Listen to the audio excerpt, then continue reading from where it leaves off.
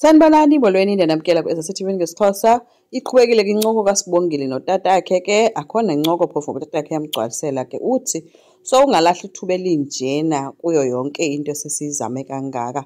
USibongile yena umenge lithi ndizawuthetha tata noJabu. Tata uthe cacile uba izinyanya zam azisekho ngakum zindilahlile ngolu hlobo sekwenzeke ngalo. Kanti yintoni ingako endiyenzileyo? And uthi ngoku ndiyabona bandiflathele.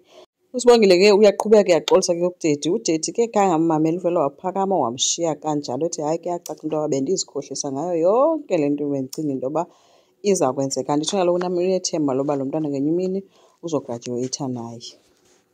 Ukhuzwayo guys ukwavuma ke uhleli noVelephi ubhizi ubuka ifoto kaSamke. uVelephi uthi hayi kaloku ngahamba uyombona. Uthi omnye heyi mtshanam iphelile yonke laa nto. Yonke le nto bendizixelela uba ikhona into engagement noSamke zange yabakhona. Uthi uSamke nje thina sobayi-2 sizi-friends, mna bendibona nje izinto zabo otherwise akho nto itheni. So uthi yena mna besendiredi nokuba indoda ke ngoku ndibe nomntu. Kuye kwangena uSangweni ke ngoku ephethe isikhaftina ke esiya sikaSamke ebuza ke uba kushiyeke ntoni ke apho. Ukubuza ukhuzwayo besithi omnye hayi kuphele kwanto ethi yho hayi nam ndiyambona masuSamke into yoba uSamke urayithi kuzofuneka vele asoske azohlala apha. Nam bendingayifuni i-relationship yakhe notata. Qale ke ngoku ukhuzwayo othuke into yoba yibo i-relationship bekukho i-relationship ebikade khona khange aphinde aphendule. Oko emane esithi awe ma into ekhabisileyo nje wothuswa yilewa kanti kukhona i-relationship ekhoyo between uSamke noVuma njengoba yena bezixelela into yoba uSamke ungakuye. Nangoku uSibongile ke guys eya apho asebenzela khona uthe esafika nje wabe sexelelwa si-security into yoba awuvumelekanga kwa ungena ke wena apha. Ube ngacenga ke sithi hayi bo ndicela uyothetha noJabu sizoyilungisa le nto. Wathi omnye ndithi kuthiwa awuvumelekanga kungena apha.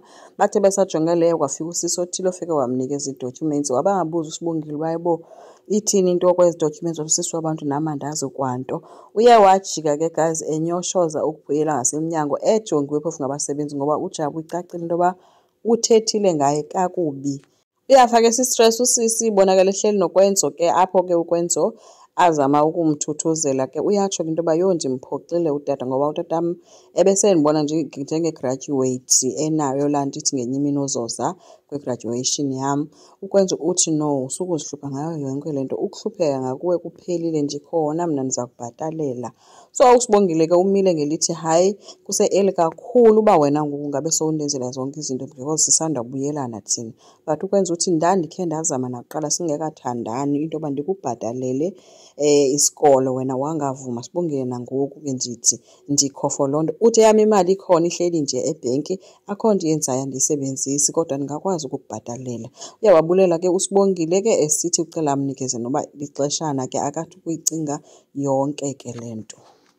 Khuzayo ke ubonakele efika ke guys eshopping kaSamke uqumbe usisifu. uSamke ke uyamvuyela uba embona enento ethi ke ubebhlokhelwe yinto but uKhuzayo akekho kuyo yonke loo nto leyo. Umbuze nje into yoba le nto nayiqala nini. Uthi omnye iqale nini intoni. Uthi omnye andithethi ngabhlokhwa kwento mna kupipe ndithetha ngawe noVuma. Uyiqalele into kaVuma yenu noVuma. Hayi ke besesithi omnye Khuzayo ndiyaxolisa into yoba ndibe ndikuphoxile. Uthi omnye kanti lonke eli xesha undenza isibhanxa nje mna undisondeza kuwo undisondeza for uba ndikwazi ukufihla imfihlo yakho. Ulala kanjani nomntu omaziyo uba wena wambulalela inkosikazi? Uthi ngumntu onjani umthetho wakho? Usesiphi isilwanyana wena umthetho lo wakho? Uthe ke mna ndiza ku-expose ke ntombo. Khange aphendule ke guys uSamke oko ethule emamele. uVuma ke ubonakele efika ke kuye ke uSamke ngexesha abuya kuSibongile and uvuyela umntu wakhe guys yamoyizelo. uSamke uyabanda nca. uVuma kusamangela uba utheni umntu wakhe akabi nawo nobubele. uSamke ubuze uba uVuma umthemba kangakanani uKhuzwayo ngoba yena akaboni ngathi uyamthanda. So uVuma ufuna ukwazi uba uthetha ngantoni nje misho ngolu hlobo. Uthi omnye uKhuzwayo ngathi usathetha nodeliwe. Othuke kuVuma ethi njani ngoba kaloku wayethi kum akamazi noba wayaphi udeliwe.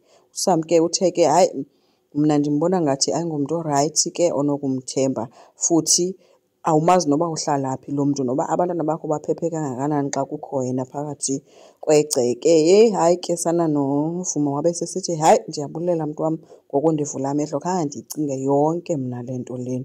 So samke uyawina ngoba lokhuzwayo ngoku uzoba sengxakini. Kuleyithi ke kwaVuma nanku ukhuzwayo efika engena egijima ngehambela phezulu ethi sibali uncedile ndifika ukhona khona into esifuna siyithethe sobayi-2. Uthi kukhona inyoka idimoni usathane ohlasela le family ethi usohlula phakathi siyile family ethi nje into endiyifunayo kuba masithethe. Uthe uVuma hayi ndiyayazi loo nyoka leyo futhi inkulu kakhulu inempandla igama layo ngukhuzwayo. Hayi othi ke ngokhuzwayo uba hayi bonjani itsho kum. Wathi uVuma ndifuna uthathe yonke into yakho apha undiphumele uphele apha kwaMbambo ngoku. Ndenza imisteyikhi ngokukuthemba. Uthi kodwa ke bendikuthembani because ekugqibeleni wena uyibrother kaDeliwe. So ukhuzwayo usabhidekile ke into yoba wenzeni. uVuma uthe thathe i-newspaper ke guys wambonisa uba uzamjija kanjani ke watsho eyijija ethi yabona ndiza kujija kanje ngale intamo yakho ndiyophule ndisawugqiba ndikujule phaa. Wabe sithi ngicela undiphumele kwaMbambo phum wamgxotha ke waphuma kanjalo ke engasathethanga noba ubezokwenza ntoni. So usamke uyawina guys. Enkosi ngicela siqhubeke subscribe silike singekhomenta futhi bye.